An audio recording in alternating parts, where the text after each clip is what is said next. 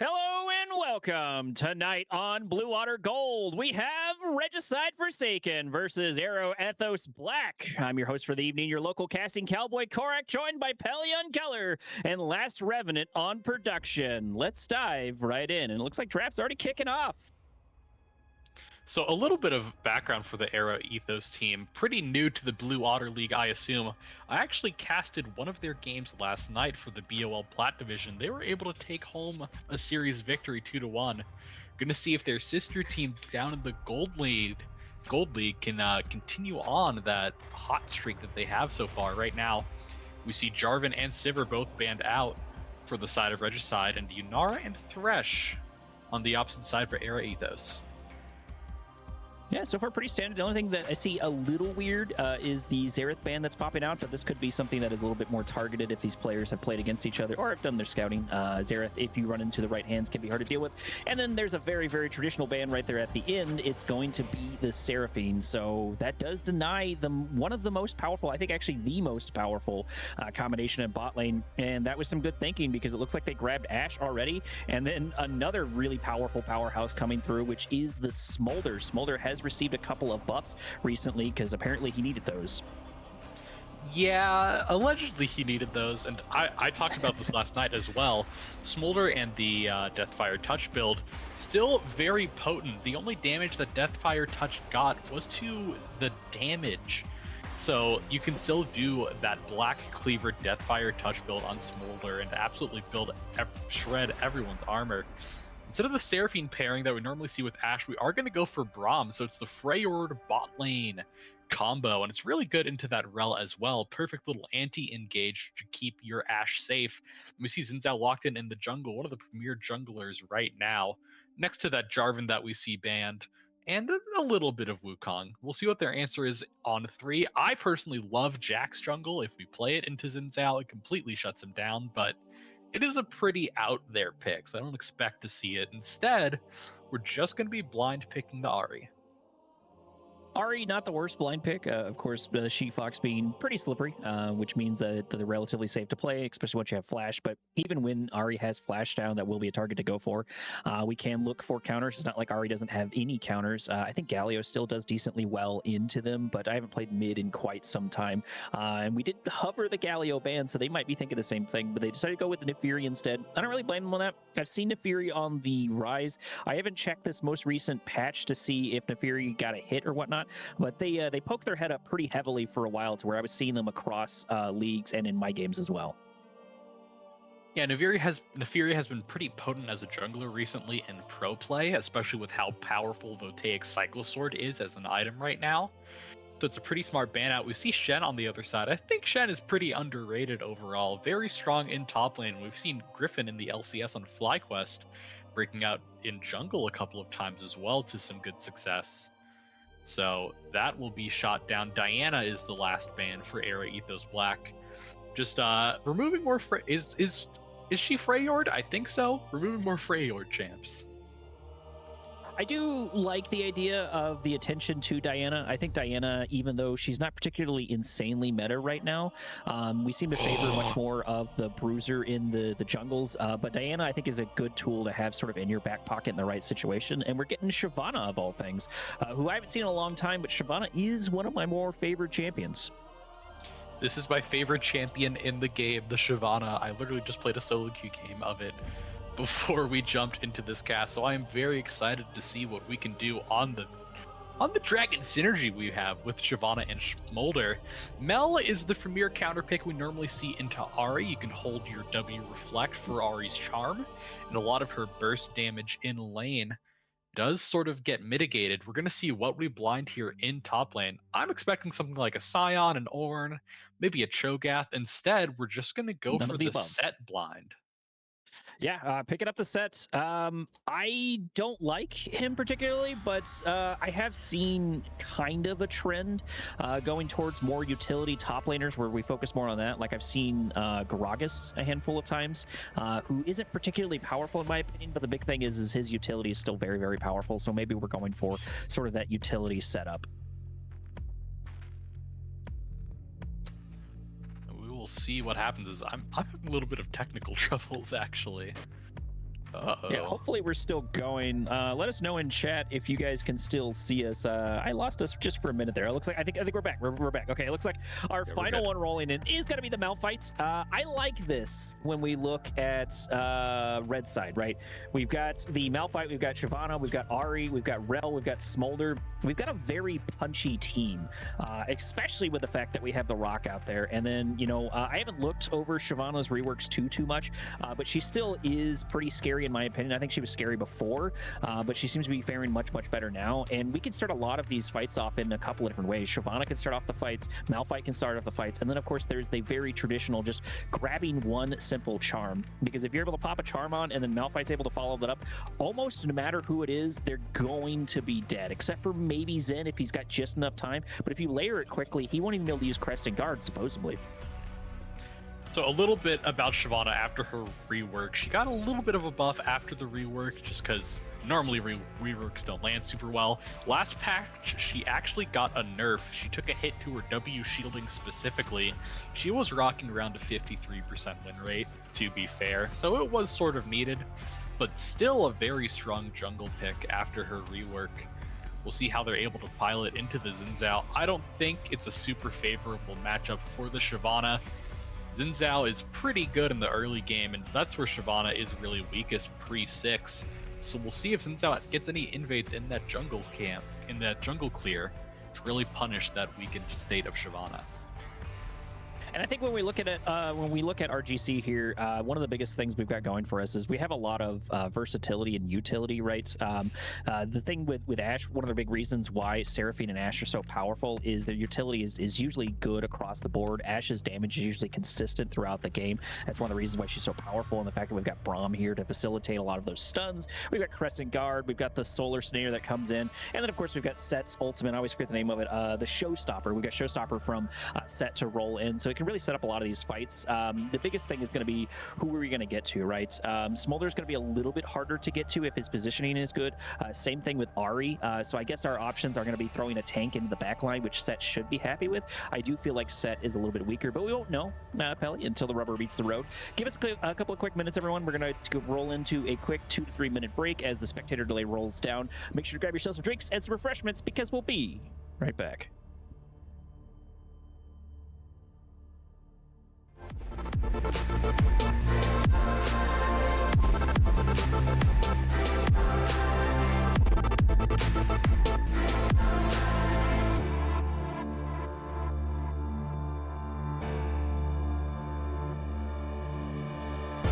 It's always darkest before the dawn. It's always quiet.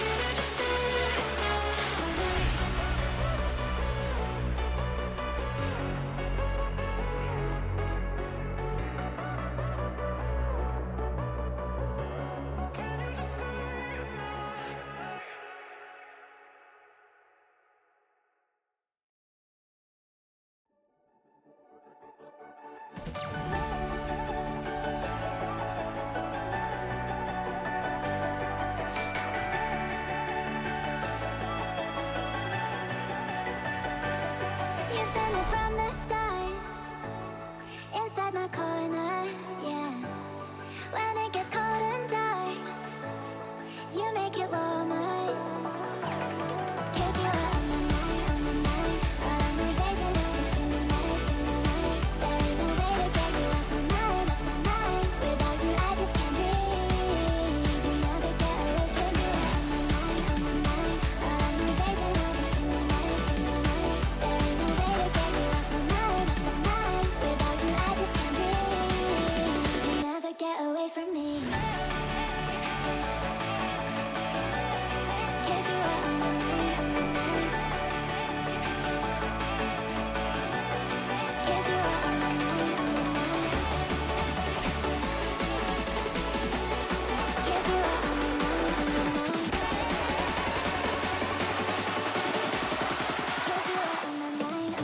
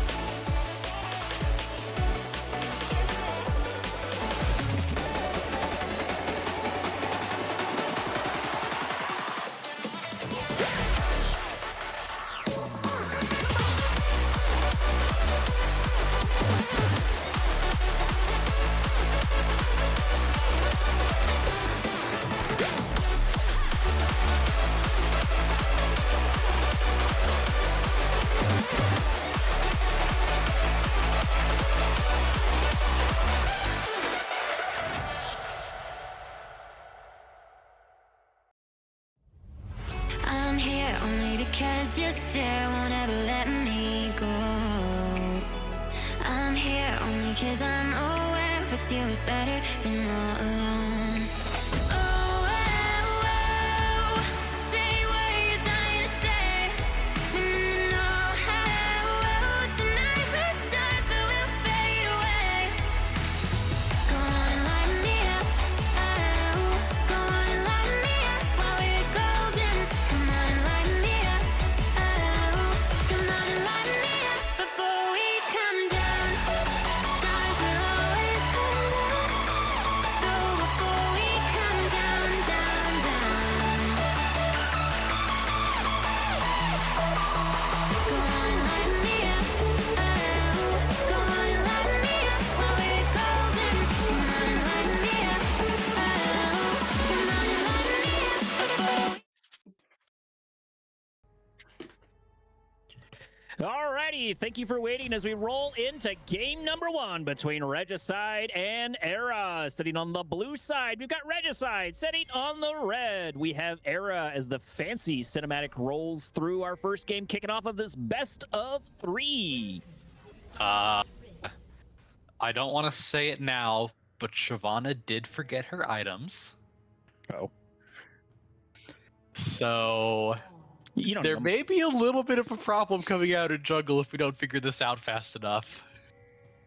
I mean, who needs items? Look, we're fighting. We don't need items. We're perfectly fine, right? Like, who needs the damage? You hello. need the jungle item to get level 2 off of your first camp. Yeah, you know, like they just recently invented that. You don't need the jungle item. People were jungling without jungling items before they existed. You know, I'm sure there's no difference. Oh, she's not gonna notice, is she? She's not gonna notice.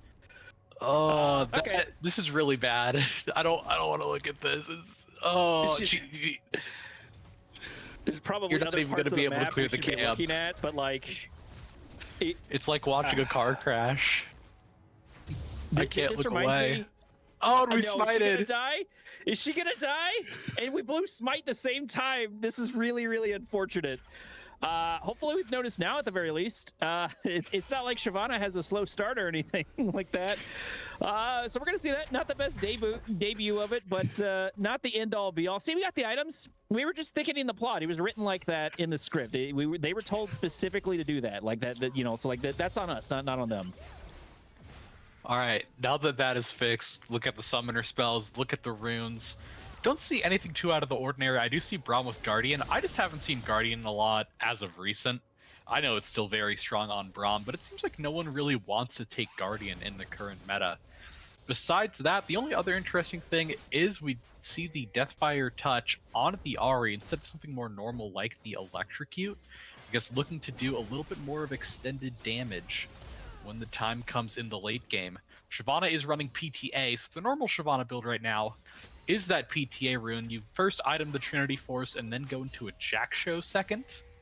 And then after that, you have a wide range of things you can do. Sometimes it's Riftmaker, sometimes it's Death Dance. Really depends on how the game is going.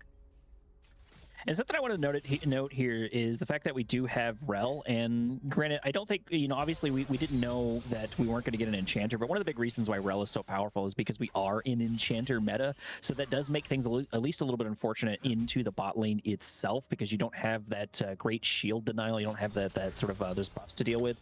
When it comes to Braum, sure, Braum has a shield, but like it's a shield in quotation marks, it's not the shield that you're thinking of that you want to pop down. So that does make them slightly weaker. Rel is still very, very powerful. Braum is still very, very powerful, but this should favor the Braum because, of course, one of the biggest things about Braum is Braum wants to fight these melee supports in the bot lane. That Q is such a powerful tool. We do need to be using it just a little bit more. We need to be using that to harass. We're not full mana. We've had this Q available for some time, so that is a little unfortunate, but we can easily transition and switch into that sooner rather than later.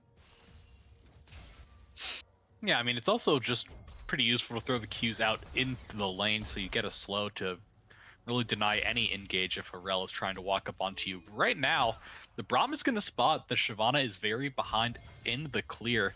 Just hit the vision cone and sees Shyvana only at 4 camps taken, and it's calling for the immediate invade. We already see Zin's out here on the blue buff as well. Yeah, Zen going in. The fight already kicking off as looks like Cubby going over the other side of the wall. This should be a dead Rel. We've got the Ignite down, just needs a couple of more shots as Zen gets the last one in, picks the first blood right there at the end, and we pick up the passive as well. So Zen picks up not just 1, but 2 kills as Ahri is on the run on the other side. We do manage to get out, but that's a little devastating. Shyvana was already having a hard time of it, being about 8 CS behind and not having our blue buff whatsoever. So this is going to be really, really hard to deal with. We do have Smite, but it's going to turn into a Smite fight with a fed Zen, which is not where you want to be as Braum rolls in. Shyvana tries to make something happen, but unfortunately, even if we do get it, it's just not worth it as Mel picks up a kill. Our score already sitting at 3-0, and Zen continuing to lay down the pressure in the jungle.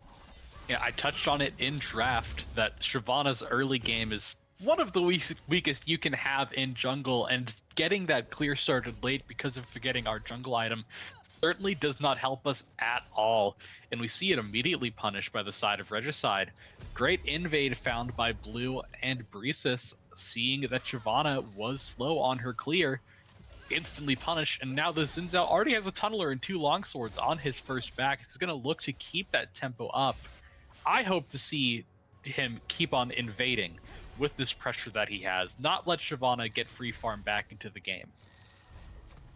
Yeah, because of course, being only 3 kills down is not the worst thing. We do kind of have a scaling team in the late game with the fact that we have Smolder, and Smolder is really, really powerful right now. So that is a tool that we can unlock later on if we don't take too many losses in the bot lane and just sort of overall. But Zen starting off with this gold is pretty devastating, because usually when the jungle grabs that does mean that your gold is mobile, and you can turn your gold into more gold and into more tangible states, taking objectives, letting your team get more kills, whatever it is you need to be. Jungle is one of the better facilitators for doing exactly that. And we see Wildstar slowly in this top lane, building up a pretty big farm lead. It's going to be up around 20 after he picks up this wave here. So already, even without the kill, Set is getting himself an early lead as well. In mid lane, we saw them roaming over. We got the Lost Chapter on the first back for Quinn. So just very slightly ahead in that laning phase right now against Dr. Otter, but it's not going to amount to much as of yet. just helps her clear that wave a little bit better for now. One of the things I did want to note, though, is I know people like to grab these melee champions and like to grab these engagement champions with Smolder, but the biggest thing I was worried about that is when we roll into these team fight sort of mechanics, Smolder usually needs an enchanter to kind of help them out in order to keep themselves alive. A Rel can buy them time, but they only have so much in their kit. One of the big things about enchanters, so first little fight kicking off as we are able to pop the crystalline arrow down, and one kill goes down, locking down the dragon, grabbing the second one at 2. One dragon going after the other, ignite on Braum. We do at least pick up one kill on the other side, picking up a third kill. Ashe sitting at 2-0. That's 2 dragons down so far, and now we're going for the neutral one. Our score 6-1, a kill per minute. Yeah, and as the comp on the side of Era Ethos Black, when you are this far behind in the early game with the scaling of the Shyvana, with the scaling of the Smolder, you can't really afford to contest those early Drakes, especially with the lead we have with Blue.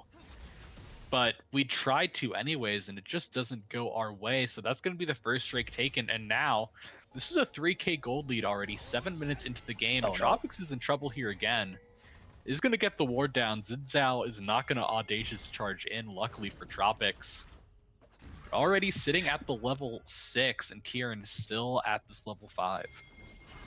Yeah, and Ashe has got 2 of these kills. So both Smolder, who has a notoriously bad early game, is usually one of the ones that just wants to try to get some farm off, build their stacks, get to that late game states. You know, they are now in a little bit of a hole. They have 2 deaths. Ashe has picked up 2 kills, so that's going to be an even harder lane to deal with. The nice thing is Smolder at the very least can play back. Less can be said for the Shyvana. Shyvana wants to get their hands on a couple of these dragons. I don't know if that's changed. Beforehand, Shyvana really loved to get the dragons because they're passive, but it looks like we're going to continue to apply the pressure as Braum and Zen Blue now going for the nice 1-2 combo, but it looks like Dr. Otter is here for a little bit of help, and we're just continuing to lay down the pressure on top of the Shyvana.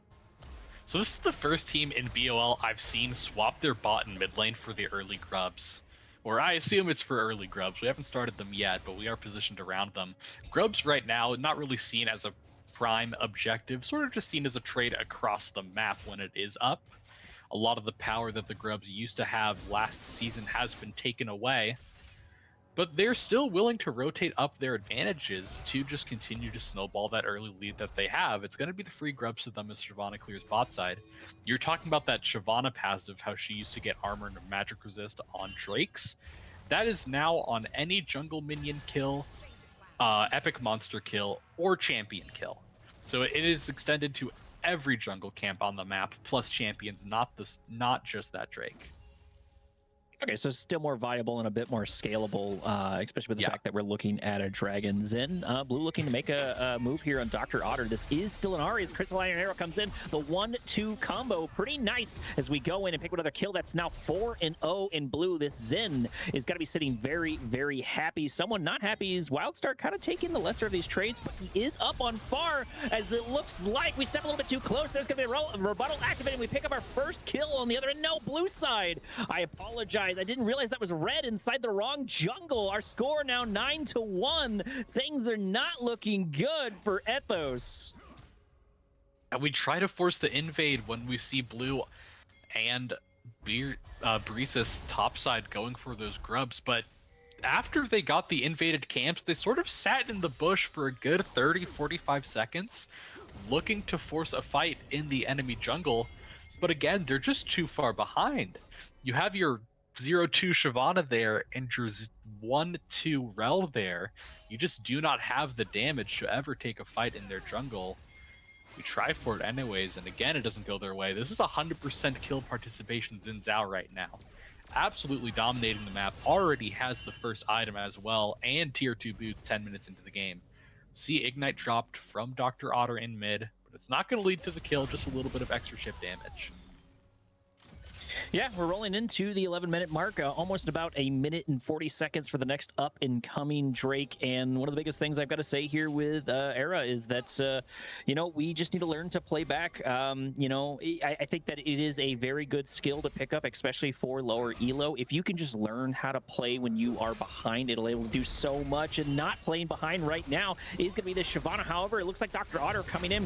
One charm could try to turn this around, but it looks like the set Wildstar there for the rotate, just one or two more shots. You're just not going to win the fight, my guy. I'm not sure what the plan was. You had camps up to go for. Maybe we expected all of them to be gone. I'm not sure what the thought process was. It would have been nice to put a ward down, but we just need to stop invading the Zen. Especially on Shyvana, whose early game is so weak. You can only invade, especially when you're this behind on any champion, when you know the jungler is on the opposite side of the map. They didn't have any info on where Xin Zhao was, just tried to force it a little bit too hard. And I understand wanting to try to get yourself back into the game aggressively, but you need to take calculated risks. You can't just blind walk in and hope that it goes the best for you, because normally it just won't. So maybe with a little bit of better vision setup, that play can work, but right now it does not fall their way. And again, it's now a 5-0-5 Xin Zhao's. Wildstar is attempting to trade into Era Noble. I don't think it's going to go too well for him. Noble pretty isolated from the rest of the match. It's still 0-0 in top lane, so it might as well not be a lead, at least for them. So if they can leverage that, that would be one of my biggest things that I would shoot for, right? You're not going to be able to help Smolder, I don't believe, at this point, unless you get a really, really good gank. Mid's going to be hard unless Ari gets a really nice charm. So, maybe Shyvana just needs to try to play into Set, but Set will be happy to just smash, one big guy into another big guy. So that could end up in their detriment, but Malphite does hit like a truck, and most of the time Wildstar is sitting about half HP. We haven't been able to pick up at least some CS over time. We're behind about 30 now and behind about 20, as we do have to run to the safety. A couple of stacks here picked up for company, but this should be a relatively free Drake as a second one goes down without a lot of contestment, and I don't really blame them. That Pink may have been a bit more aggressive. There's just no way you're going to be able to get that off with them sort of sitting there. Rebuttal coming off in the mid lane as both trade back and forth, and Mel's a bit ahead, but you can't underestimate Ari almost at any level. Yep, and giving up the Drake is perfectly fine, especially if we try to look for the cross map. And we see this time, Kieran, with the knowledge that Xin Zhao is on the Drake, finds the successful invade, gonna take away the Gromp and get back out. So it's not much of a prize, but at least you get something on the opposite side of the map. Bot lane's fighting now. We're all trying to make something happen. It looks like the Dragon doesn't want anything to do with it. The Mother going to get called down, but we're mostly backing off, and that's a good call because it looks like Blue is here for the final touch. Didn't need to really take that from Ashe, but, why not? We're already really powerful. Why not? At this point, this is kind of just nitpicky. Our score now sitting 11-1. Things really, really not looking good for Ethos, but you got to remember that this is gold. This is the exact place where you can see sort of some of these turnarounds coming. Absolutely. Nice little bit of game sense there from the Smolder, recognizing that there's probably a Zen sitting in that bush. So Snare coming out. This could be pretty dangerous for Dr. Otter. There's going to be ultimate, and the execute is going to roll through as Cubby is just sort of stuck here, not able to walk too close to his tower. Rel is finally here, and we're able to push them off. But, at this point, we're just trying to get what we can, where we can. The nice thing, I guess, is the fact that we're about 10 CS up. That is something to try to look for. That is something to leverage, and we cannot forget that at some point, Smolder will start to do an insane amount of damage. Not sure what our stacks are sitting at yet. If Prod can click on that at some point, that'd be nice to see that. But I'm guessing we're probably around 80 to 90 with how involved this Smolder has been with a couple of these fights, but it can be hard to tell. We're still down 2 deaths. Yeah, I can't imagine it's too high. And you're talking about Blue didn't have to take the kill from the Ashe. I think he did. He wanted to keep his 100% kill participation. But now his evil mid laner took it away from him with the solo kill. It was a really good reflect by Quinn in the mid lane on Dr. Ari's Q. Able to stack up the passive enough to get the execute with the ult as well.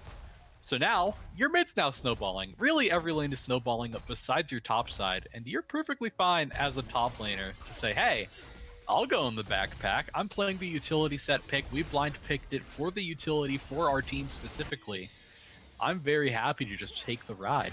So we see Dr. Otter trying to make a play on the spot side. He's the Spirit Rush. Quinn is just going to be able to walk out, unable to throw that charm because of that reflect still being up. And now, Ooh, Solar Snare coming in.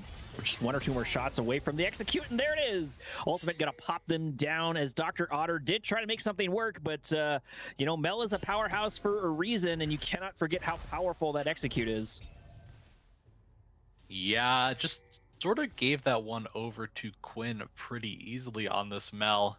I'm surprised we actually don't shove in bot lane to try to crack tower, just getting our full reset instead.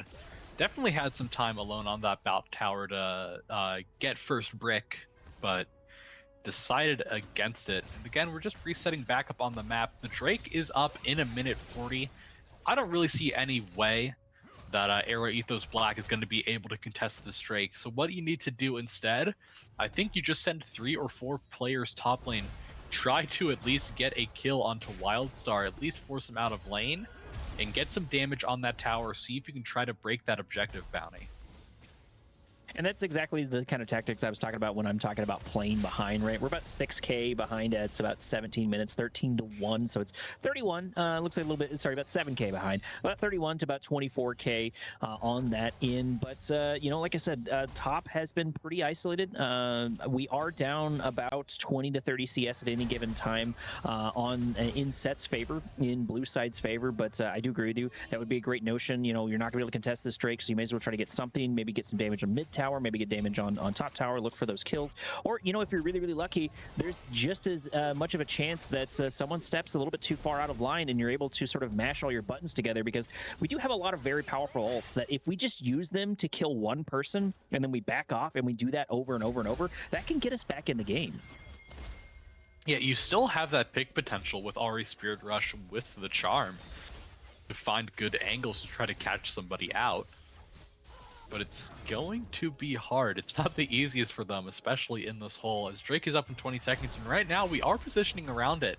So it looks like Era Ethos Black is not wanting to give this up. Shyvana does have Fury, so she will have ult. She's actually able to play the fight if they choose to take it. But now, Rift Herald's just going to be dropped in mid, immediate charge into the mid tower. That should just be tower down with these minions coming in as well, so it's going to be full control to Regicide for this Drake. Get mom dropped. Ooh. Good luck. Looks like the shield actually saved them, because I don't know if you noticed that right behind the Braum shield was the rebuttal. So, yeah. So we blocked it. We could have popped it back in their faces. So, you know, Braum ended up saving kind of both teams, I guess, at that point.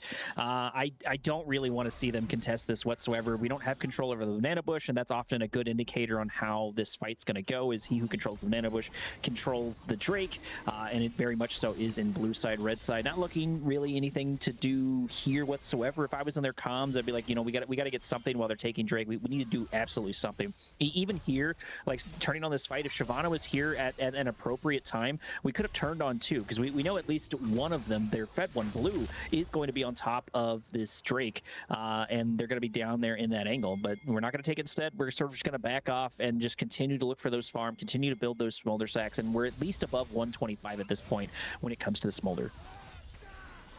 Yep, as this game continues to go longer, Smolder will eventually get back in this game. We'll see the Shyvana ult go in. Starting to fight there. Blue able to provide himself a lot of spacing there with the ultimate there from Braum. TP coming in. We've got a limited time to win this fight. The Ignite coming down on Braum, but it's not going to be enough as Blue chases down the Dragon, takes them down, picking up a double kill. Noble is here, but it's too little too late. Dr. Otter not in a good position. We've got to pop down at least one charm, but we just do not have the damage to stick the landing. The Smolder is gone. The Shyvana is gone, and we picked up 2 kills for free. Even Braum surviving. I mean, I'm not mad at that play overall for Era Ethos Black. You are so far behind that you sort of just need to make something work. You found a good 2-man fear with the Shyvana. Just follow up, just because of how low you are on this gold just wasn't there. But those are some of the risks you have to take when you find yourself this far down this early. Hopefully it doesn't like demoralize them. They continue to look for those kind of plays, but that one just didn't work out for them. Noble maybe stepped a bit too far.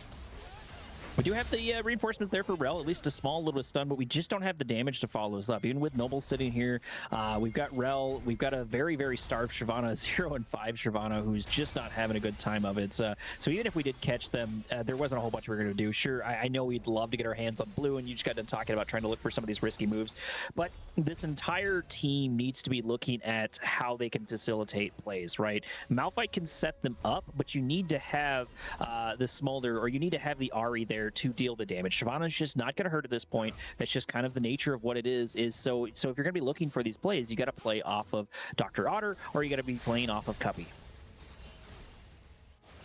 And right now we see Dr. Otter in that side lane, Cubby as the Smolder sitting in mid, just trying to get our stats back up. We actually see Blue pathing out towards bot lane, away from the Baron right now. I think just going for his farm, clearing bot to top to get towards that Baron buff. I thought for a second maybe he was hovering a gank play on bot, but I mean, Krugs are really attractive too. I don't blame him. Yeah, absolutely. As someone who has picked up Nico in the past, one of my favorite things is to run around the Krugs. They're absolutely adorable. I don't know why, but you know, there's no reason not to.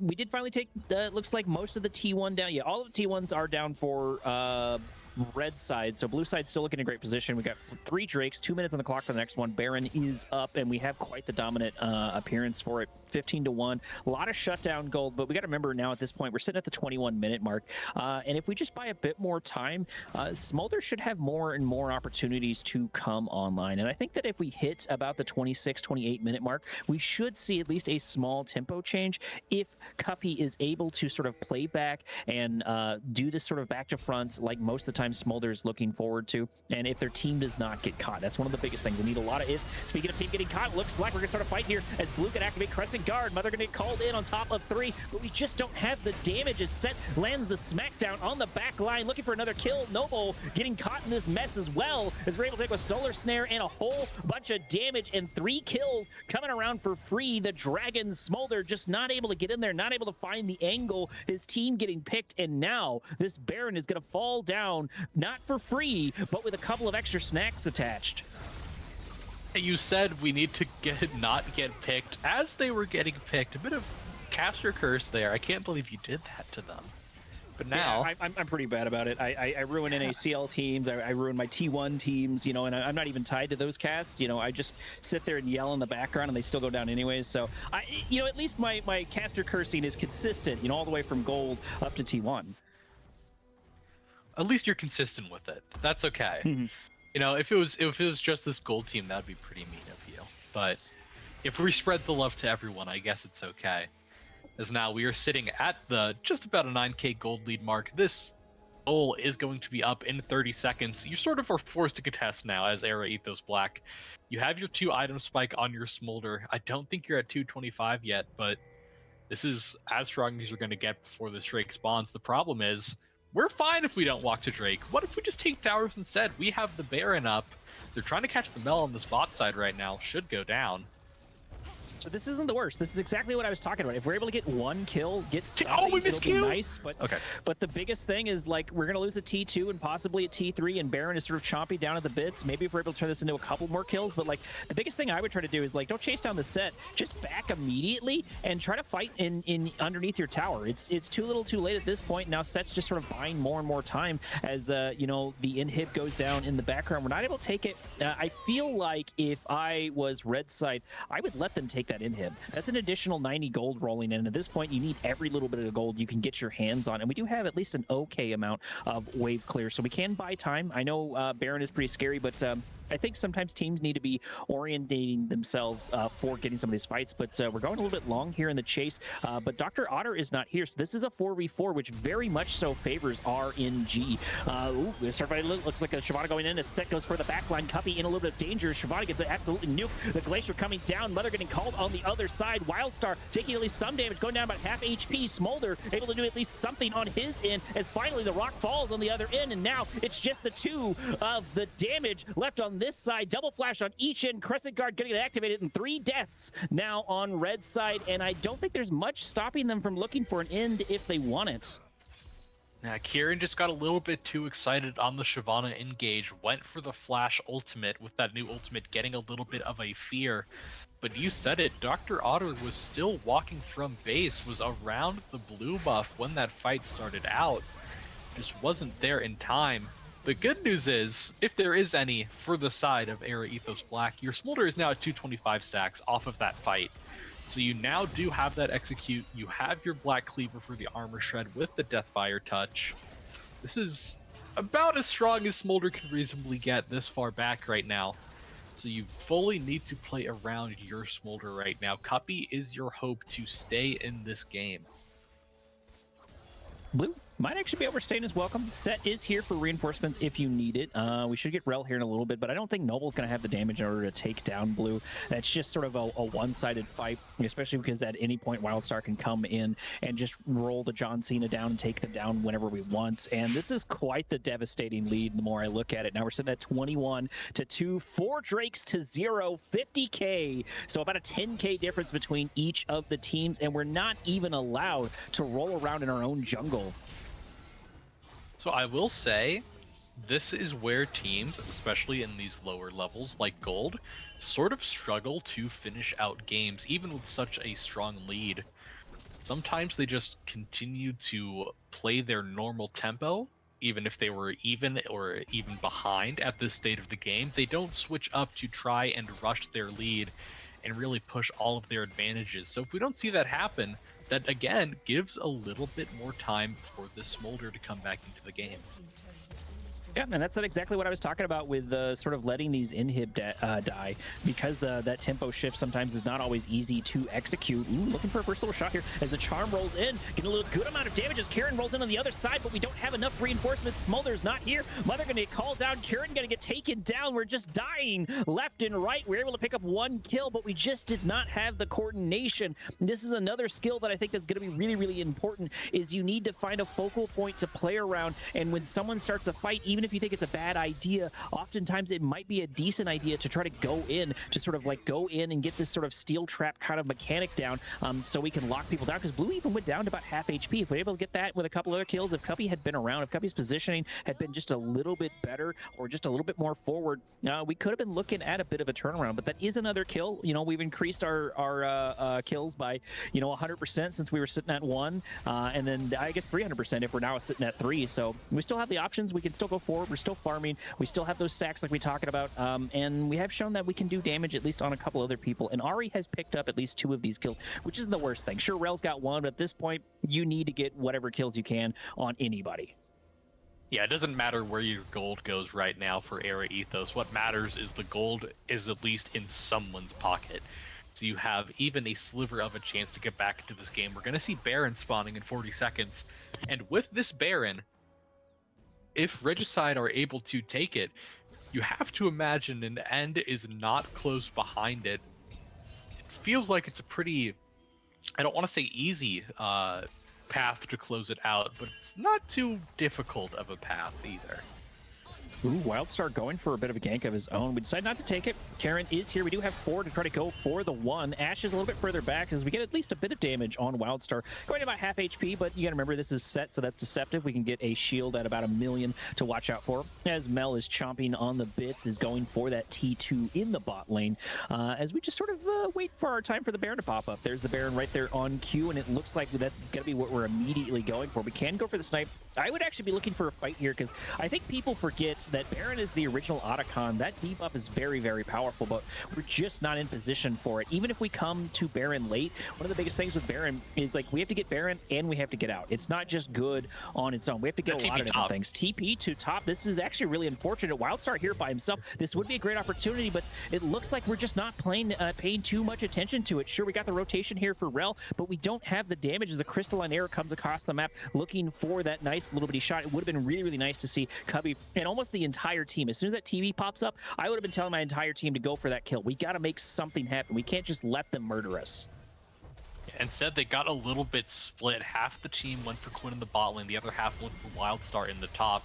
And when you're this far behind, you cannot afford to make split plays like that. We now see Quinn joining back up with her team in this top side. Mom is going to come in. Mother gonna get called in. There it is. Mother gonna get called down as we start to fight underneath the tower. There's Wildstar taking a whole bunch of damage, but now we at least have the advantage for this one as one goes in. The shutdown Karen finally able to get something on their hands. There's gonna be the Crescent Guard, but it looks like our health bars are not healthy enough to continue this fight. We're gonna be looking for this Nass little bitty back, but we've got Baron, we've got 4, we've got the push out and ready to go. We've got a full HP Smolder trying to make something happen. We can finally get something to go as Blue goes in on Noble. Noble gonna fall to pieces. That rock was not hard enough to stand that hammering as more kills roll in. More Baron buff continuing to pressure this base, and we have about 10 seconds before even the Rel gets online. However, Smolder does have this execute. If we could just find the damage, if we could just find the angle, we're able to find something else. But unfortunately, Ari stepping a little bit too close here to Blue, and this looks to be the end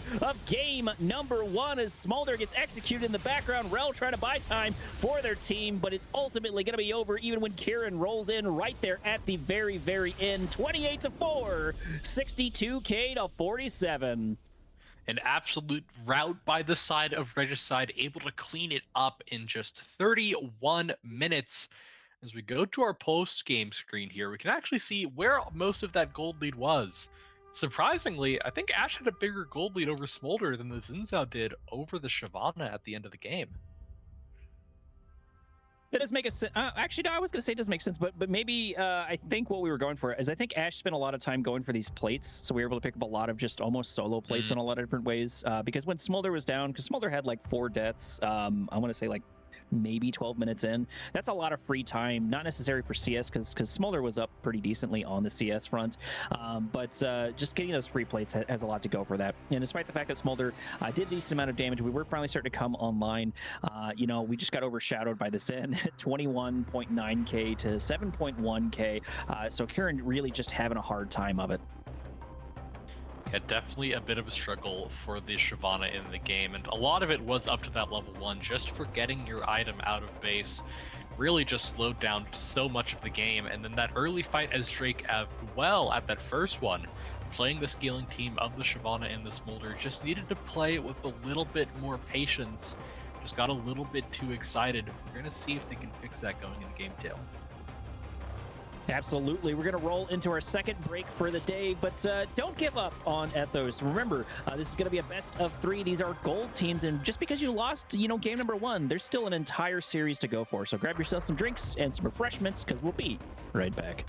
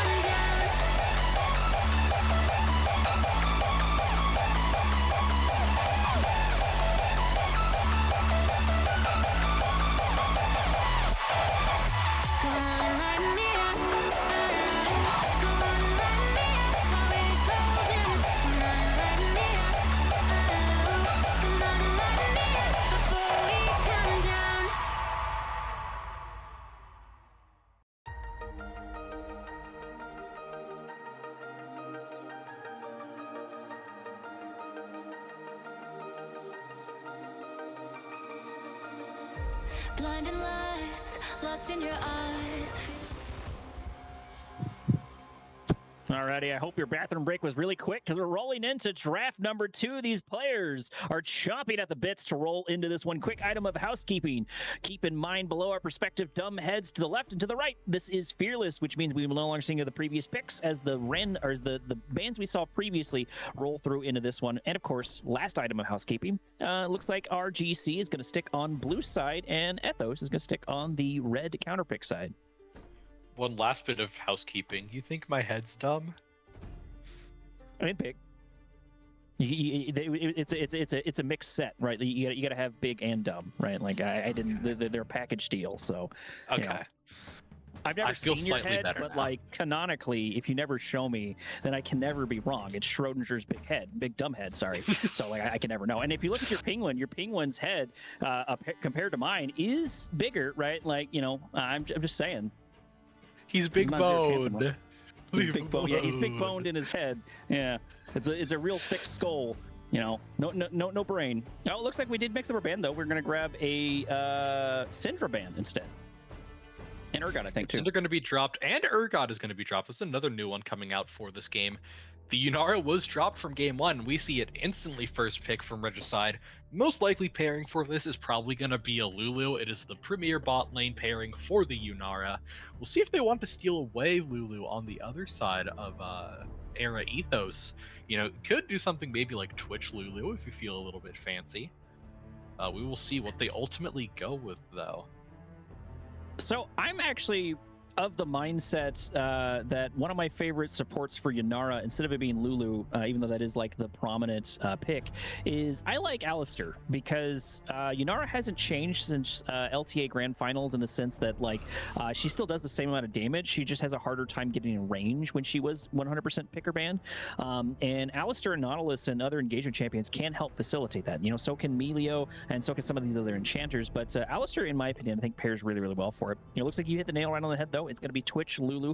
Not wanting to deal with Yunara Lulu, don't blame them. Like I said, that is still a very historic combination, but I still like to see the Alistar. Yep, so now, if you are playing as the side of Yunara, seeing that Lulu, would you still want to pick the Alistar into that double range bot lane? Yeah, I would take it because we can get our hands on Twitch. I think that there are plenty of other options to roll with too. Nautilus would be a relatively safe pick. The problem though is the laning phase is going to be pretty rough. As someone who plays a lot of Lulu games, Lulu is going to love to run into anything that is melee in the bot lane because that EQ-AA combination does an insane amount of damage. Doesn't matter how tanky you are. But there's a lot of options to go with. I think not a bad one would be to get our hands on top of Nico. Nico would be good. Nico's so great with the Cyclone. Nico is great with Yunara, in my opinion, too. Typically, you want something a little bit more divey, but we're going to go with the Seraphine instead. Seraphine's okay. I feel like Seraphine's a safe pick, and Seraphine does play well into Wukong, but I would almost rather see anyone else except for maybe like Yuumi, but I never want to see Yuumi. I'd rather see Karthus support than Yuumi in the bot lane. But if we pick up a root, maybe pick up a damage, and we still have that utility, we still have Encore, there's still a lot we can play with, I think. Yeah, it's not a common pairing with the Yunara, but Seraphine is super, super strong, so it's never a bad pick for your team comp. As we're going to see Sylas on the R3 here, probably looking to steal that Seraphine ult, but it is a blind Sylas pick, so it could be punished pretty hard in the mid lane if we so choose. Gonna ban out the Zaheen on R4, trying to kill some blind lane or blind pick top laners. I think my headcanon though is even though it doesn't work anymore, this is Sylas support, and this is Lulu. This is chain gun Lulu mid lane. I know it's not a thing anymore, but it was one of my favorite mid lanes because it was absolutely stupid. But that's gonna be my headcanon. I doubt it's gonna happen. Sylas will still have good ultimates though to steal from, right? Sylas on Encore, Sylas on Cyclone, and then whatever Yunara's ultimate is called, I never remember it. Isn't the worst thing. I think Yunara might be the weakest out of those. Encore would be a nice little great setup, but if we get some anti-heal and we get some counter picks in Sylas, he could have a really bad time because he's kind of like the Vayne of mid lane in my opinion, to where Vayne has very high highs and very, very low lows, and I think Sylas is kind of the same way, where it's like I haven't seen too many Sylases that have done just sort of okay. They're either getting crushed or crushing it, in my opinion. Clearly, I've never seen my 5-5 patented Silas every game. I don't do good or bad, I just do okay. And now we're going to see a Galio lock in, so maybe it could be a Silas jungle that we're looking at here, and instead a Galio going towards the mid lane. A little bit risky to blind because you could just play into AD mid laner, but they did ban out that Nefiri to take out some of those options. We will see what the answer is instead. I expect still to just pick a control mage in mid. I believe it's pretty much in Quinn's champ pool. It is just going to be the Orianna with the Wukong, or as you see on the overlay right now, Monkey King. So, why is it called Monkey King? You know? Well, it's the Chinese legend of the Monkey King. It's Wukong, the Monkey King. So it's literally verbatim that. So he is the Monkey King and he is Wukong. It's just those names can be interchangeable. What is nice though, when we look at the team comp itself though, is Wukong is one of the fairly decent ball delivery systems for Orianna. So nice little old combination there. Yorick gonna get picked up there, and this should be a Galio in the mid lane. I really like Galio mid lane, but I have seen him just struggle to kind of make an impact because I think people try to go for these power plays when they need to go for delay plays. And I think that's one of the biggest things Galio adds to your team is he just buys your entire team time with taunts, with knockups, with the ultimates coming in. So you know, if we're able to do that, that will set up things for Twitch. Twitch should be in a pretty good spot here. He's got a lot of very aggressive frontliners who should be taking care of a lot of this. The biggest thing he's got to worry about is Wukong going for that backline or Seraphine coming in. Honestly, if I'm looking at RGC's team here, I'm going to be wanting to make them walk into me.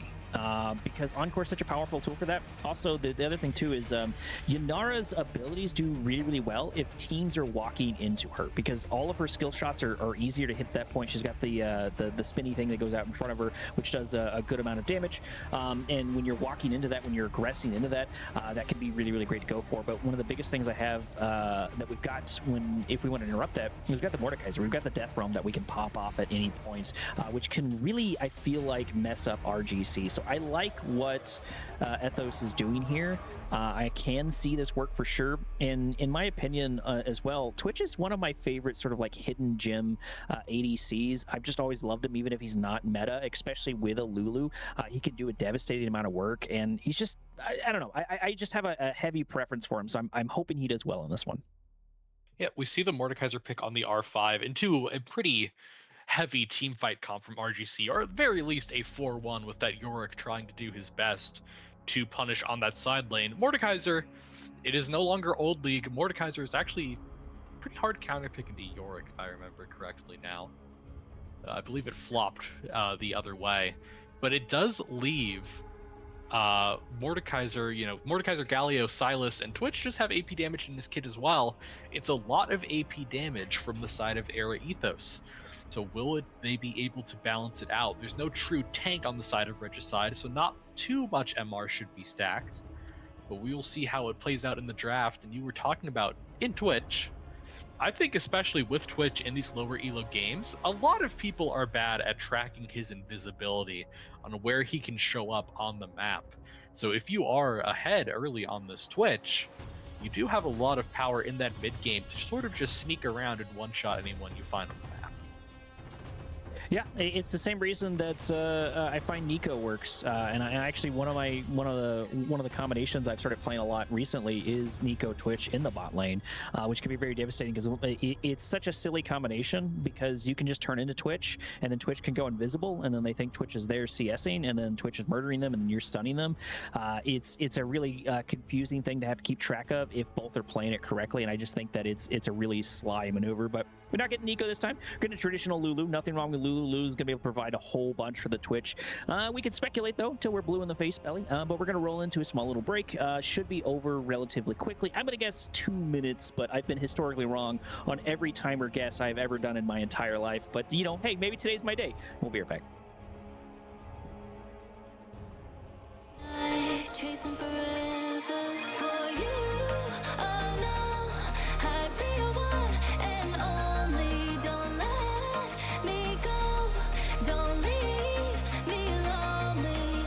Say you'll stay through the pain. Say you won't go running.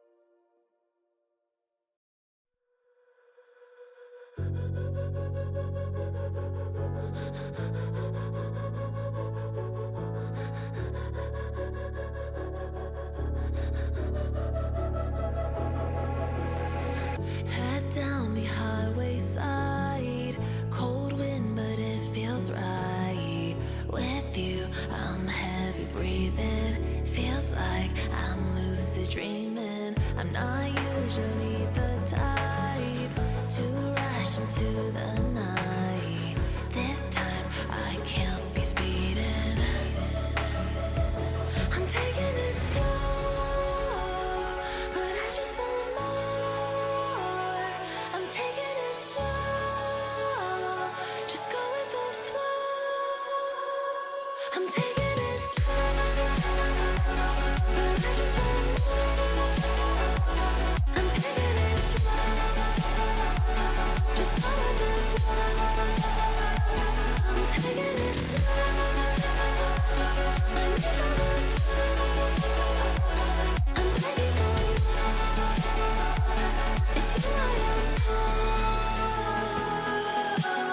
You took me to see Versailles in the middle of July. I'm falling to the deep end, giving into my feelings, afraid to go on this ride. I'm scared to crash inside. This time I might be speeding. I'm taking it slow, but I just want more. I'm taking it slow, just go with the flow. I'm taking it slow, but I just want more. I'm taking it slow, just go with the flow. I'm taking it slow, my knees on the floor. I'm begging for you, it's you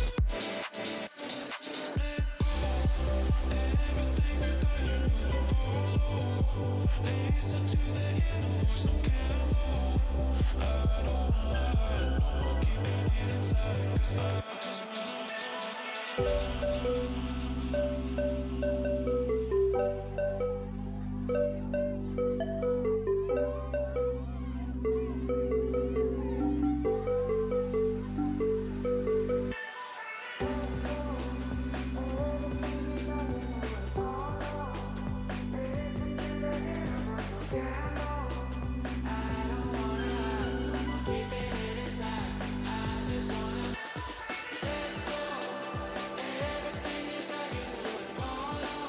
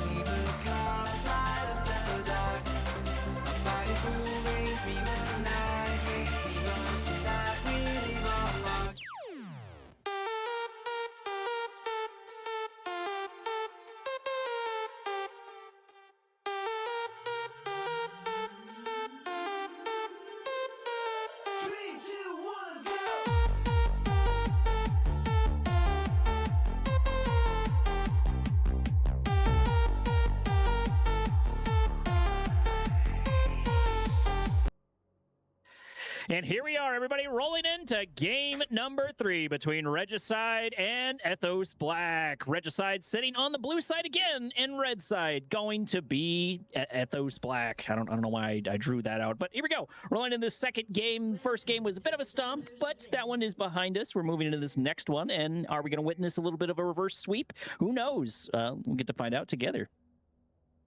Good news, we've remembered our jungle item this time, so we have already improved from last game, already to a better start. So Silas jungle is a little bit uncommon. Silas is clear, pretty slow, as we have an engage here. I think it's just for the ward, although Air to Otter is on the side. Okay, so Silas clear is a little bit slow in the early game. His first clear is sort of abysmal. A lot of the value this Silas pick can find when you pick him in the jungle is chaining these ganks together and putting so much pressure on the lanes that they just can't escape you.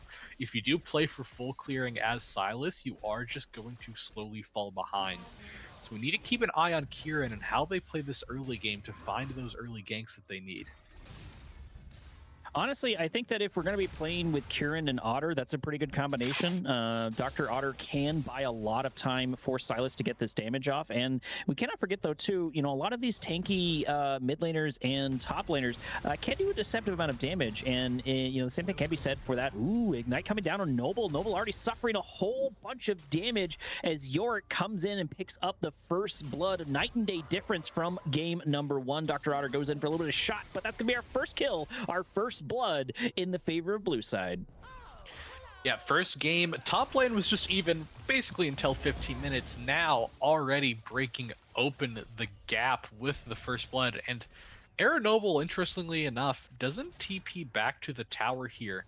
I guess Wave didn't crash, so he had enough time to be able to walk back. Isn't going to miss any minions, but does give up the 300 gold. Now Cuppy with that level 2 trying to go in. Ooh, Tone taking a whole bunch of damage. The flash coming through the barrier as well. We do have the poison down as the heal comes in, so that's going to be 3 summoners down in the bot lane and 2 on the other side. Heal and flash used by the Lulu and the Twitch. Kieran, oh no, going to suffer it a bit again as Wukong having to blow the flash on Kieran. That means we no longer have that for a tool. Would be nice to see the response here for Twitch. Twitch is great at responding to jungle, or at the very least Lulu. You can win that with a Lulu in the fight, especially with the fact that we have level 3, so we have polymorph, so that could be a lot of damage. Seraphine looking for the rotations, though. Even if we go on the other side, that could be that. Kieran doing a little bit of 1v1. Lulu is finally here. We do have the poly right there in time to save a little bit of time. Another flash rolling right through. Twitch coming on the other side. Lulu, turn around. You win this fight. This is great. No, we're just not going to take it. We knew where the Inara was. That would have been excellent. That was a 2v3, and if Galio had responded, that could have been the steel trap that I was talking about that I would love to see red side do, that I would love to see Era do, but unfortunately, it's just not going to happen. You know what's even more devastating? Kieran lost both the Big Wolf and the blue buff to that invade. Lost both smite fights. So this Silas that wants to have this early game pressure in the lanes just got forced out by the early game pressure of blue on that Wukong and is now down in camps because of it as well. So again, similar in that game 1, we find ourselves with an early hole in the jungle that needs to be patched quickly.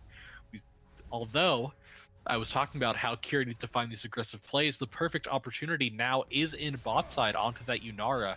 Has no defensive summoners left. The only thing left down there is Seraphine's flash. So theoretically, you should be able to send it onto the Yunara as the Silas and try to get her out of the lane. But instead, looks like we're going to be rotating up to this top scuttle, trying to keep our farm in line with the Wukong.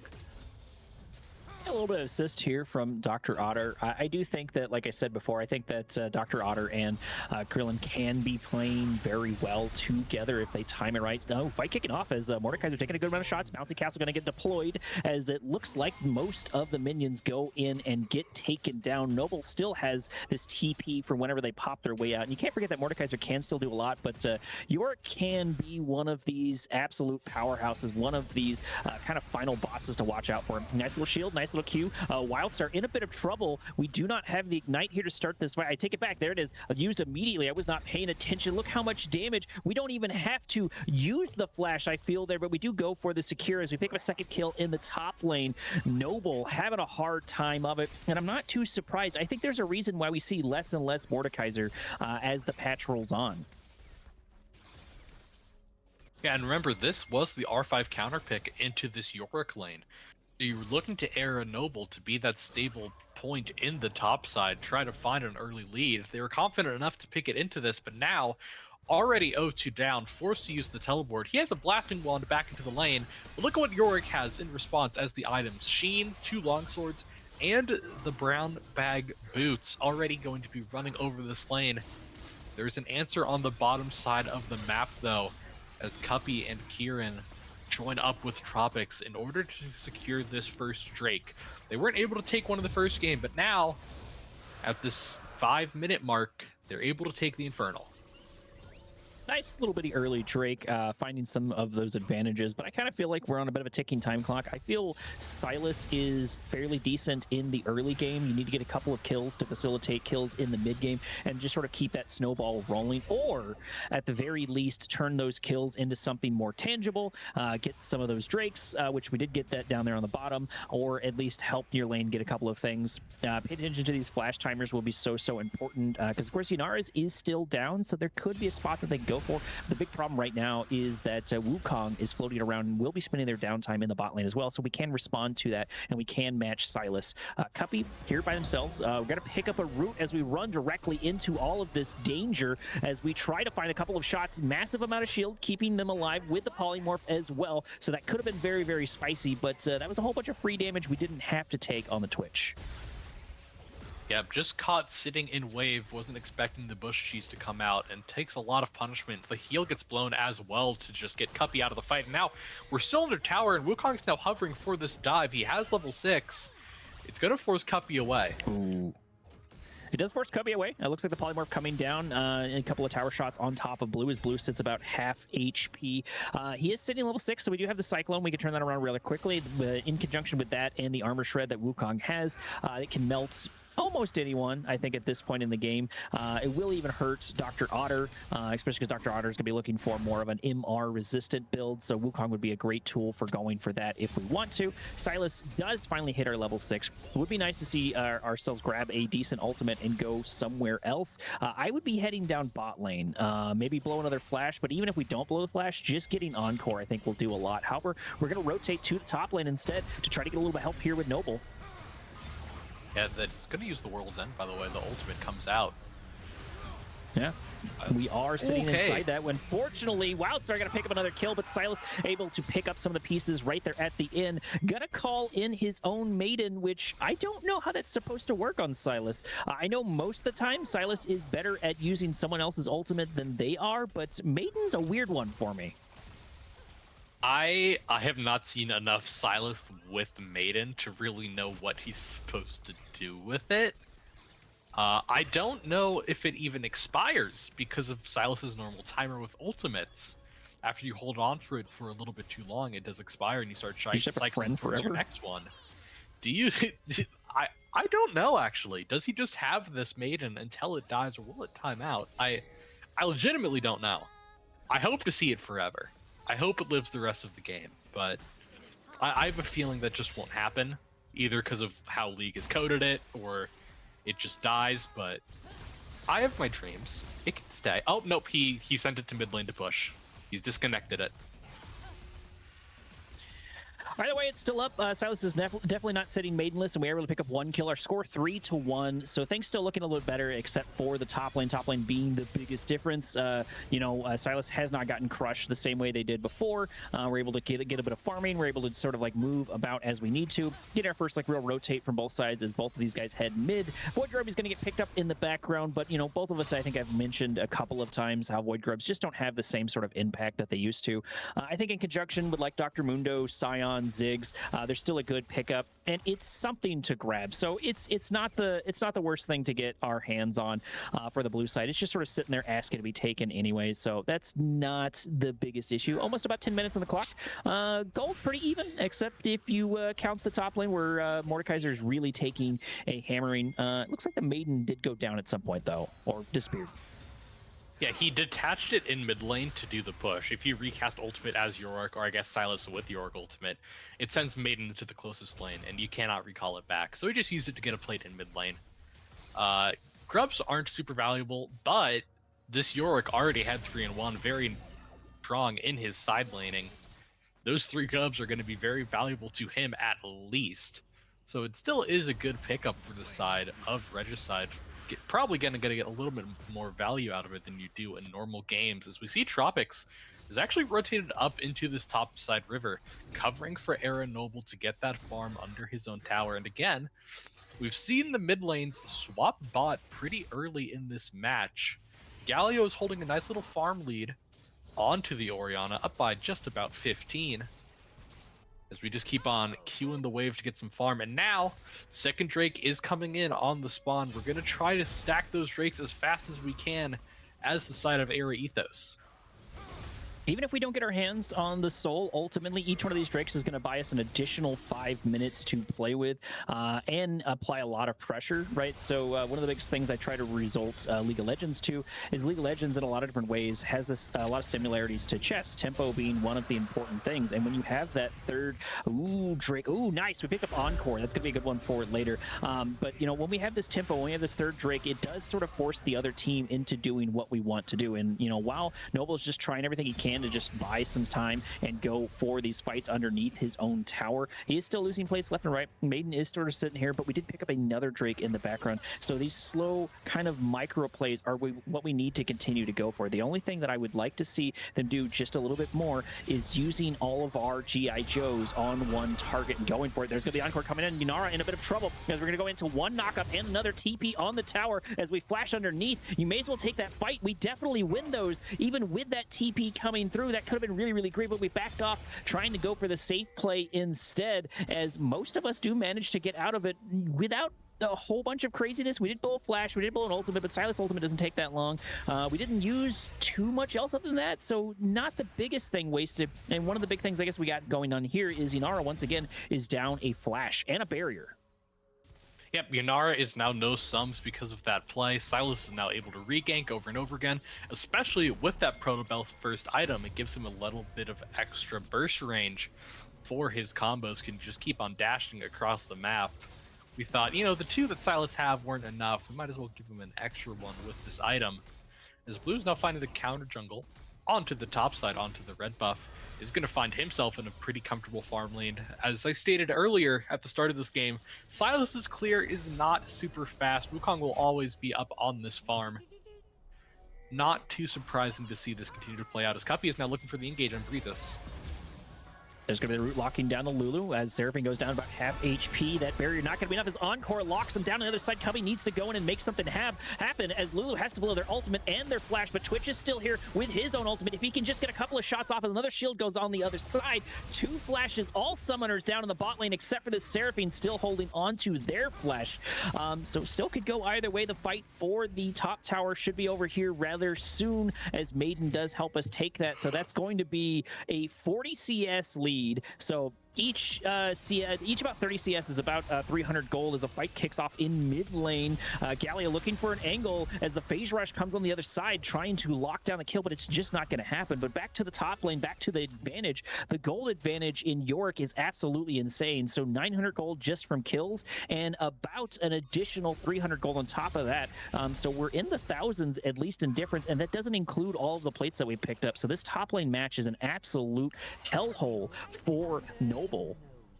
Yeah, it is absolutely rolling right now for Wildstar, and if you look at the rest of the comp on the side of Era Ethos, there is no one who can truly match this Yorick on the side lane. You don't want to be sending Galio up into him, especially because you're stacking that early MR, but what we do have here is maybe a little bit of an overextension. Overextension on both ends as it looks like Lulu gets caught with a Cyclone in the bot lane as the Death Realm gets popped on the other side. Twitch fighting out here. This should be a kill on Wukong. This should be able to take him down, the Monkey King. Yes, he does. He gets a kill and gets out as top lane. Picks up a kill on the others. No, actually, Yorick 1v3'd underneath their tower and picked up a kill on Silas. That is really devastating. We are so far ahead, and we're looking for another kill on Doctor. Yeah, Wildstar is slowly turning this game out of control, and we see the pick out on bot lane as well. They got the first kill onto Tropics. The problem was there's a little... what was Quinn here? Shockwave. Wait, what? Picking up a free kill. There's going to be 2 ultimates. Shockwave down, and so is Lulu's ultimate. We're able to keep ourselves alive, so that's something. I still think that Twitch has angles to make these happen. If we're able to get our way in and maybe go for Quinn, that would be nice, but it looks like Quinn's going to be out of there sooner rather than later. And I do appreciate what we're trying to do. We're trying to get these kills, but maybe at this point Yorick is a little bit too overfed. Maybe we need to try to get some of these overextensions, because there's been a lot of ganks in the bot lane to go for. And another thing I'd like to see more too is, I feel like Dr. Otter is in a good position to help facilitate a lot of these fights, and I haven't seen him rotate just as much as I would like to. It has gotten better as the game has gone on, but would like to see him start more of these fights. Speaking of, starting to fight here on Quinn, as we do get caught. We go down about half HP. Encore going to activate, buy some time, as another flash happens on the other end. Dr. Otter getting the knock up there on Quinn, going to knock him down. Polymorph on top of the Wukong Blue, who's sitting about half HP, and we're able to pick up 1 kill, a TP rolling in. Yorick, the powerhouse, is here, but this is exactly what we need to do. This is what I was talking about. Mash all your G.I. Joes together, press all your buttons, get 1 kill, and do that. Rinse and repeat, and buy yourself some time, get yourself some gold, and get yourself back in this game. I don't think Wildstar knows he's on a ward here. He's still playing super aggressive in this 4v5 posture. And you said it was a good pick out onto Quinn. I thought maybe Breezes found the perfect ultimate to turn the fight around, had the 4-man charm with the ultimate, but just not enough damage to follow up after. Wildstar with a little bit of a late TP in as well. So now we're getting a TP back in from Quinn. This fight isn't over. Yeah, Mordekaiser taking a whole bunch of damage. Bouncy Castle up, and this should be a dead Noble. Yes, indeed. Lulu soon to follow as the Cyclone getting activated. We get at least 1 knock up and a Q to take down the Lulu right there at the end. It was starting so well, but we stayed just a bit too long and got caught right there at the end in conjunction with that TP. So Quinn getting a little bit of redemption for themselves. Our score rolling up 7-3, 27-24 in the favor of RGC. Yeah, you said it just stayed a little bit too long after that pick onto Quinn. They do the good play, find that 1 kill, but then we sort of just dance around our own bot side jungle.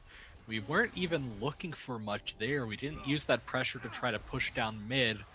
We just sort of sat around, and we sat around for so long that Quinn was able to come back and get the kill back. Now Wildstar may be punished for taking these plates here in bot lane, but he won the last 3v2 or 3v1, so I don't know. Coming down.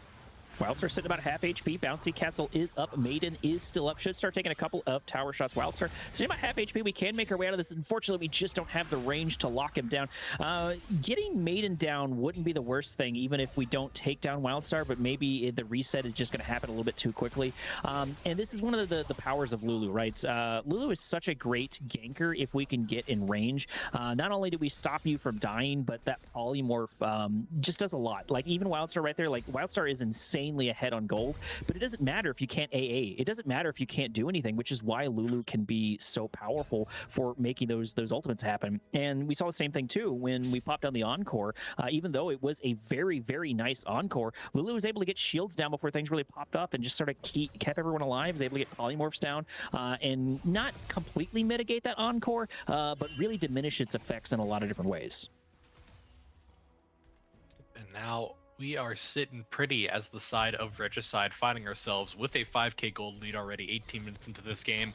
Again, most of that sitting on that Yorick in the side lane with his 3 grubs, already at 2 items, that Trinity Force and the Spear of Shojin. And again, Dr. Otter is the one who's answering him right now. There's no true real answer to this Yorick. Dr. Otter at least has the good Brave clear with the Hall of Radiance to try to keep Yorick away from that tower. It's more of a stall tactic than anything, and as we see, we're going on the cross map for Regicide. We're seeing a lot of people bot lane going towards our Yorick. We're just going to take the Herald instead now. Wildstar may find himself in trouble, but Quinn Shockwave going to pop up on the other end. It looks like it's going to catch Lulu. Now we're going for the Maiden on the other side. Flash on top of the Lulu. Polymorph on ourselves to try to keep ourselves alive. Should have a berry, but no! Unfortunately, the Encore going to roll through. The gank in bot lane unsuccessful, but the gank in mid lane very, very successful. Yeah, and that's just trying to make too many plays at once from the side of Era Ethos Black. You already are sending 3 people down bot lane to try and 3v1 the Yorick. You can't really push that far up in mid lane knowing your teammates are nowhere near you to try and contest a fight, especially when the enemy team knows your teammates are down there as well. Cuppy and Tropics just walk a little bit too far to look on that wave, and Tropics is the one who ultimately pays the price. I think that if you're going to split up this team, you know, if I was the coach for Era, I think one of the biggest things I'd be going for is if you're going to kill Wildstar, you need Lulu. You just absolutely need them. You can send Cuppy and you can send you know, Dr. Otter into the mid lane if you're worried about that, or you know, you can have Dr. Otter sort of facilitating these things. But even Noble, like if you have Noble and Lulu, that can be a lot of damage right there. Unfortunately, Lulu going to run into a bit of trouble. Going to polymorph ourselves, trying to keep ourselves alive, but it looks like all the damage. Bouncy Castle coming down, and we were looking for the rotate. We were trying to do the right things, but we just didn't have a lot of backup. We didn't have a lot of support for our support, and we sort of get caught out in an unfortunate position. And I don't really blame the Lulu too heavily. We're trying to get back in this game. We're trying to make something happen. Speaking of making something happen, Seraphine gonna pick up some damage as Silas goes in, gonna pop the Encore. Might be a little bit too late as the Cyclone gonna activate. Cubby popping his own ultimate as Wildstar is here. The damage is here. Second Cyclone gonna pop up as we try to catch Dr. Otter fighting underneath the tower. The flash there from Wildstar back on the other side, and that's 2 kills almost for free. And now we're taking down this T2. Yeah, it's looking like a repeat of game 1 right now for Regicide. Complete control of the map. Gold lead gonna be up to 9k. And I mean, we can see that in the items right now, looking across the board. 1-1 in mid lane at least, but top lane is at 2 when Era Noble on that Mordekaiser has barely even started his second. ADC sitting at their 2 items as well, while Twitch is still working on his second, a whole BF sword in that 3rd item as well. And we do see a Ludens coming out from the Seraphine, so it's actually a little bit more damage focused from the Seraphine. I think that's going to be Leandri's second as well, with that, what is it, Faded Ashes coming in second? I don't really blame them. There's no reason for them not to. They haven't taken a lot of deaths. They're still going to have the same utility, just their utility is going to hurt more.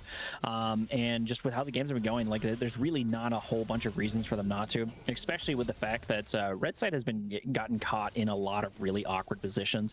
The next Drake is up, and this will be the second one, but honestly, just give this up. I don't think you fight this. This would be a great time to go for Wildstar. Send your entire team to Wildstar. You're not going to get this Drake. You're not going to be able to fight this. I just don't see it happening. And the worst part of it all is Wildstar can almost take this tower for free. It's almost like Noble is not even here. He's just buying time for his team. Lulu once again stepping forward, gonna run into a whole bunch, gonna have to pop the polymorph, pop the shield, pop the ultimate, and still ultimately go down on the other end as Flash comes out by Noble. Dr. Otter is here, but it's just not gonna be enough. They've wasted sort of their ganking opportunity. We're trying to find something to make it happen, but just the coordination is not there. And this is exactly what I was talking about in game number 1. Sometimes, like, you're just going to lose, right? You're going to lose a lane, you're going to lose an objective. It's going to happen. There's someone better out there than you, and it could just be like one temporarily game, right?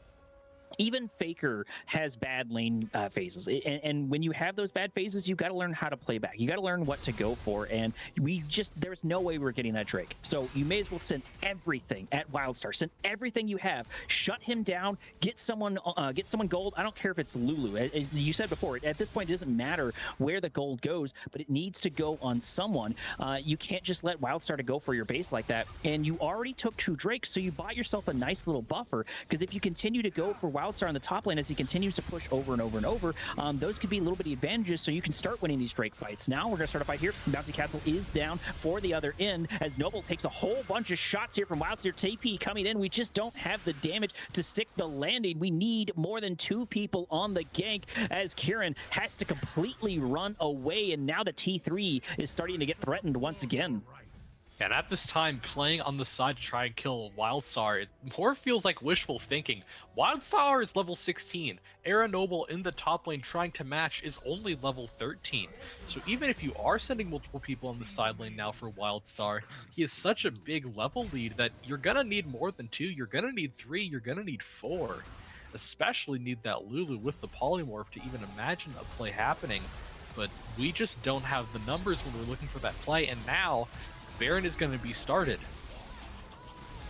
Yeah, and see, we're giving up the Baron, and I don't blame Ethos for backing off and not taking this whatsoever. There's just nothing they can do, but I would have liked to see them do this, you know, a couple of objectives beforehand, because just 1 or 2 kills on top of Wildstar or a couple of these missteps could make a big difference. And, you know, one of the big things that they might be looking for is one of the best mitigators for someone getting fed is to make the game go as long in the tooth as you possibly can, because at some point things plateau and those people are no longer getting fed. There is a scaling point where Yorick will stop getting more powerful.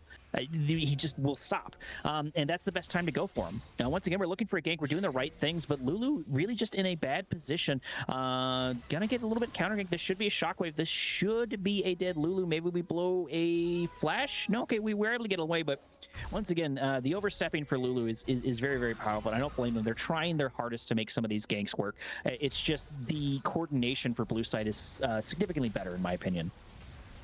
Yeah, and that's the risk we run when we're running an Enchanter support like that Lulu. When we fall behind, it's very hard to walk in our own jungle to even set up vision. Because you are just so squishy when you are that far behind on the Enchanter. We see it 05 already. There's just nowhere for Tropics to truly walk and try to set up those vision for that pick for his team. And now, mid lane turret is going to go down. Wildstar sitting pretty on the side as well, just getting a little bit of chip damage on the bot turret. Looks like Maiden will go down here. But now, Inhib falling while this happens. Not the worst thing. Like I said, even though this is past a 21-minute inhib, this is still going to be free gold rolling into the base. And at this point, you know, you need to take whatever you can. And this would have been the great opportunity for if we had gotten these small little bitty kills, if we had delayed a couple more of these drakes, you know, when they take these inhibs. And honestly, I think it's a non-zero chance that you should be trying to almost like make them take the inhibs. Ooh, Cyclone coming in on the background, going at least for 1, 2, going down on the other side. Tropics trying to keep his team alive, but only going to get caught inside the bouncy castle. And now we've gone for the full dive as Noble is the next to fall, leaving only 1 remaining. Yorick looking for his last kill. Yorick looking for a last little candle to throw on this cake that he's wishing to red side, because we've got a 2-0 in Blue Waters Gold League. Yeah, a quick 2-0 from Regicide, under an hour in game time overall between the 2 games. It was just a dominant performance from Regicide on the day. Really nothing went wrong for them in each of the games. Perfectly played out by them, and again, we can see it in this gold lead at the end of the game. This Yorick, I mean, more than double the gold of his enemy laner, of that Mordekaiser, once it was all said and done. Getting pretty close to triple, so absolute devastating lead. Just taking a look at the CS, 231 to 121. That doesn't include plates. That doesn't include the kills just yet. So an absolute devastating difference. Our score ended up being kill-wise not too bad, 17 to 3, but the gold a night and day difference, 52.8k to 36.8k. So very, very devastating. I think here in a couple of seconds we should get the damage. I'd be very impressed if Yorick didn't just have an insane amount of it. Yeah, I'd expect Yorick to be top damage this game, just because numbers do tend to get inflated as laners for damage, especially when you're running that melee on melee matchup in top lane. You'll just be permanently trading. That number is going to be pretty high at the end of the game. But overall, we talked about how much this Yorick did on the map. Everyone else on the side of Regicide still had a solid game. I mean, there was truly no huge mistakes across the map from anyone on the side of Regicide. Yeah, but with that being said, everyone, this is a quick and a short one. I'm not used to having a cast in this quickly, but this is all we have for y'all today. Thank y'all so much for joining us over here on Blue Otter Gold. I've been your local casting cowboy, Korak. We've had Pelly on color, Last Revenant on production. There's our damage right there, 30k. The 20k difference in damage just from right there, 65. Yeah, so literally we doubled the damage and most of it being on Orc. But either way, thank y'all so much for joining us. This has been Blue Water Esports. We really, really appreciate you being here. Have a good one.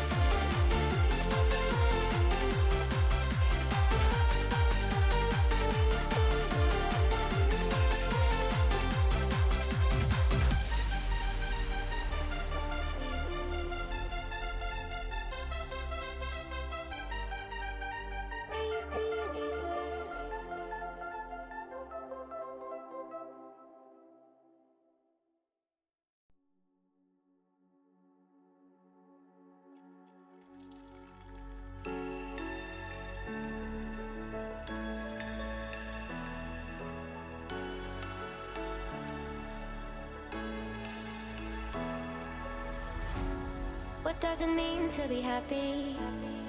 'Cause it looks like we all don't know. Glass half full or empty. Man, we just putting on a show. Try to look to the heavens.